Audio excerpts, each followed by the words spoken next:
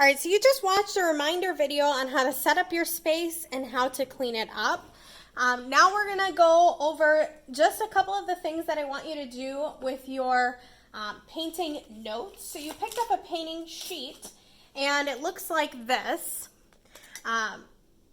You're going to be doing some writing on there, but there's a couple things that I want to do with you in person as well and make sure that you have done. The first thing, you're going to be labeling your color wheel, which hopefully you've done that. Then you're going to separate your colors from warm and cool.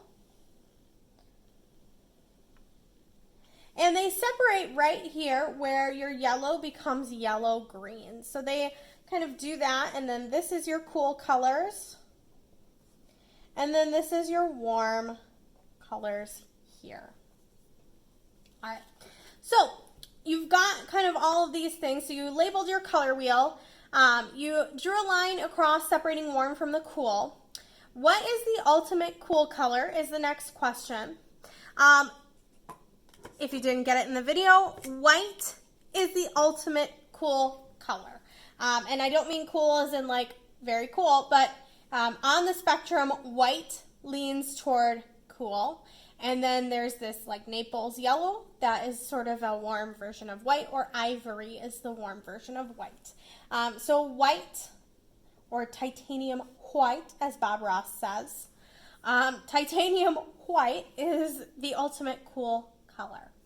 How do you darken or tone down a color? You're going to be adding either the complementary color,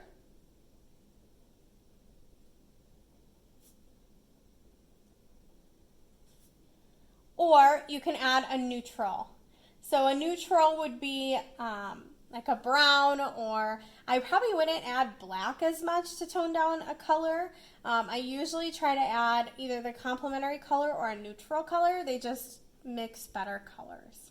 The colors that make brown are the three primary colors. A limited color palette, which we already talked about. You guys actually have a limited color palette.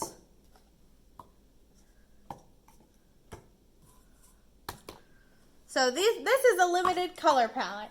You've got a warm and a cool version of all of the colors that you're going to be using. So how we would categorize, so let's say neutrals aside. The only difference is yellow. We do not have a warm yellow, and that's because whenever I order warm yellow, it is really kind of just an orange. So warm yellow, I just use pretty much an all-purpose yellow. You've got warm red. You'll notice that warm red leans a little bit more toward orange. And then you've got cool red, which leans a little bit more toward a pink or a purple. If you were to add white to this cool red, the cool red, it would turn into a more pink. So if you're looking to mix pink, use that cool red. And then you've got two different kinds of blues. There's one called ultramarine, and it leans more toward a purple blue. And then the other one is called either phthalo blue or cool blue. And then this is a cool blue. So it leans more toward the green side.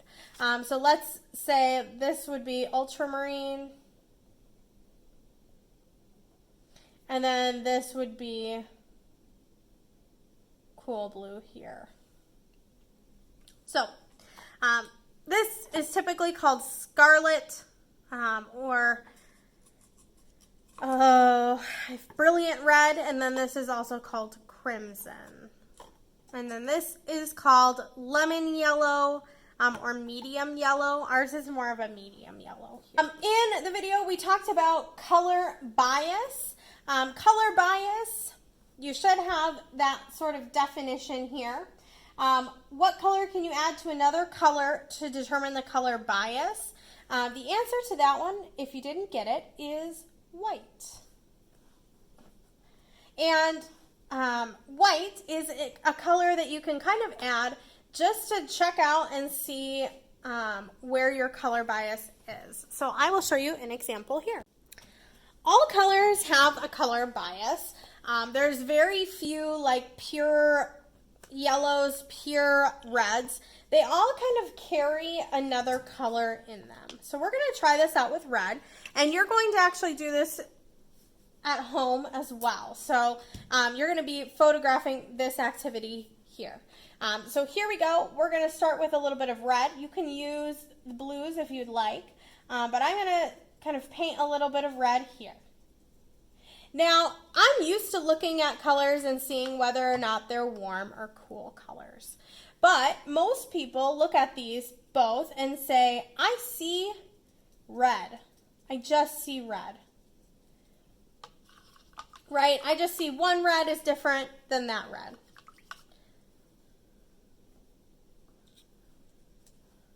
I'm going to put my reds away because I'm not going to need them now. And now, in order for me to kind of determine what the color bias is, I'm going to add a little bit of white to each. And what the white does is it kind of just brings out that extra color that's in there. I'm going to make sure my brush is really clean because I'm going to be dipping into my white paint. All right, so I'm going to start here with my crimson. I'm going to paint white here on the edge. And then I'm going to slowly start to mix it. Now, see how it goes into a pink, almost purpley red. That's how I know it's going to be a cool red, because now I can start to see those sort of blue tones in my color. I'm going to do the same thing with the brilliant red or the warm red. And oh look, you can start to kind of see that it kind of gives you almost like this coral color, and because coral is an orange, it's leaning toward orange. So this is how you can kind of determine whether or not it's a warm color or a cool color. The next part of our activity is asking what happens, or why is your green muddy when you mix a warm yellow and a warm blue together. So I already have a warm blue right here. And now I'm going to actually make a warm yellow. So if I don't have a warm yellow, I can make it by taking a little bit of yellow here. And then adding a little bit of, like a teeny tiny drop of warm red.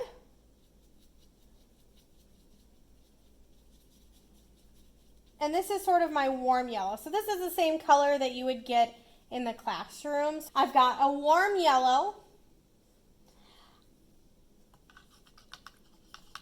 And I've got a warm blue right here. So it's asking what happens when you mix those two together. I think your sheet says warm red and a warm blue.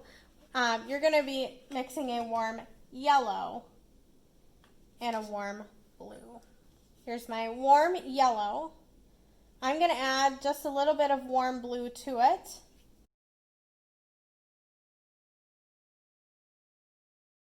It is sort of like an olive green, and that is what we call a muddy green. So why is it muddy when you mix these two together? And the issue is that if you look at the colors I used to make warm yellow, so I used yellow and warm red, and then I've also got blue here, and if you look, because warm yellow carries a little bit of warm red, all of a sudden I've got 3 primary colors, and 3 primary colors makes brown. So whenever you have the presence of 3 primary colors, that's going to make a muddy version of the color you're trying to mix. So how would we make a better green? So if I don't want this muddy green, then what I need to do is I need to actually look at my color wheel and see. So I've got yellow right here. I know I need yellow to make green. Instead of using this warm yellow, which tinges more toward the red, I'm going to use a cool yellow, which is a yellow that you have already. And then instead of using a warm blue, which also leans toward red, I want to get as close to green as possible on the color wheel. So instead of using ultramarine, which takes me into my reds, I need to use my cool blue or my phthalo blue, which is this sort of greenish blue. And when I use a cool color, a cool blue and a cool yellow, that's where I get the cleanest, coolest green, because green is a cool color. So let's test that out.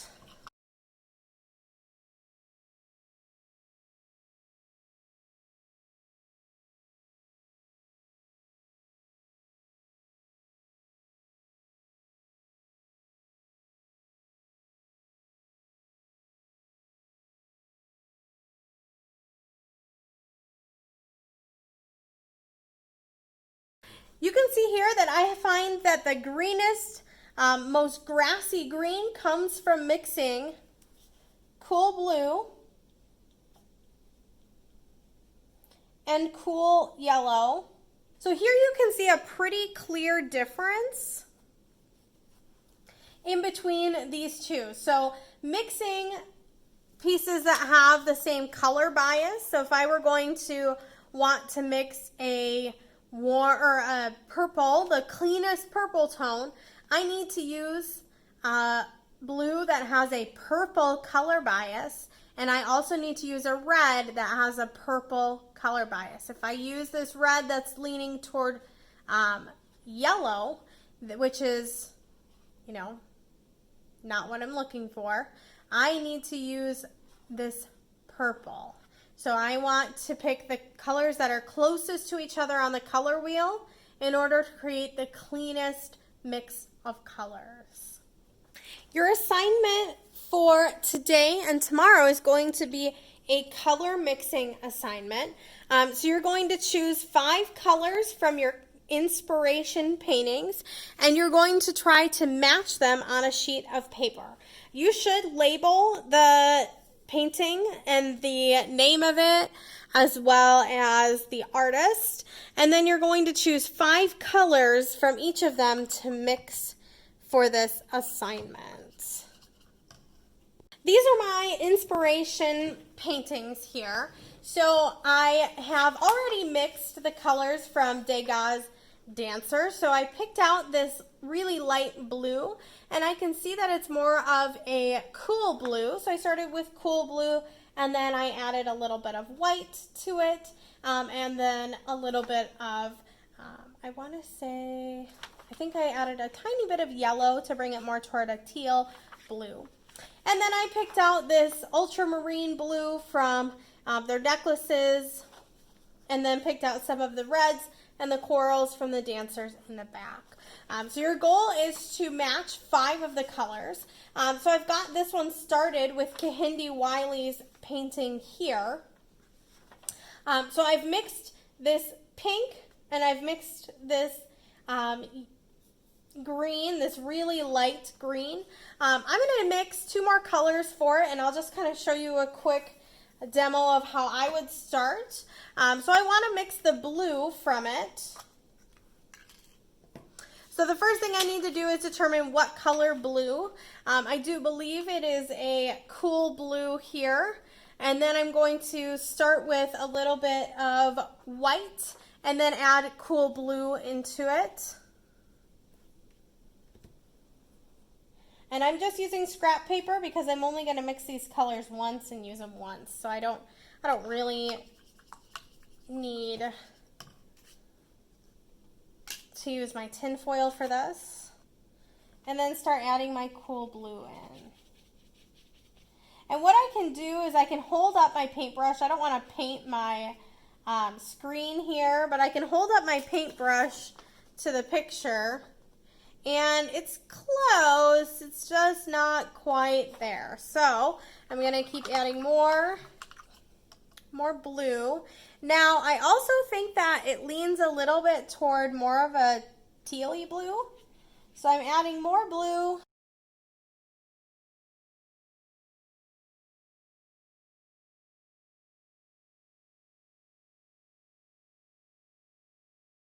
I actually think it might need to have a little bit of yellow and then maybe be toned down a bit. And so I'm going to add a teeny tiny bit of red because red will tone down my blue. And then I'm also going to add a smidge of yellow to bring it more toward a green blue. And you don't need much, it's literally just the corner of my brush.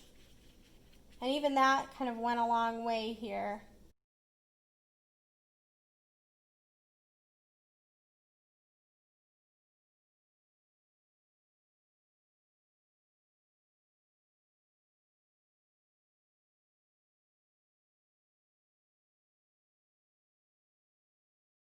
And that's pretty much an exact match now. So you'll notice I used 1, 2, 3, 4, 5 different colors to mix that.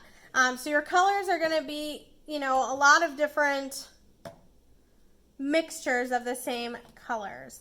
Now what you're going to find is that these are pretty much all you need to get the colors that you're looking for in your paintings. A dot there, and I'll move on to my next color. So a lot of it is just trial and error. Make sure that you're keeping your acrylic paints really clean and your brushes really clean so that you can use them all throughout the whole quarter.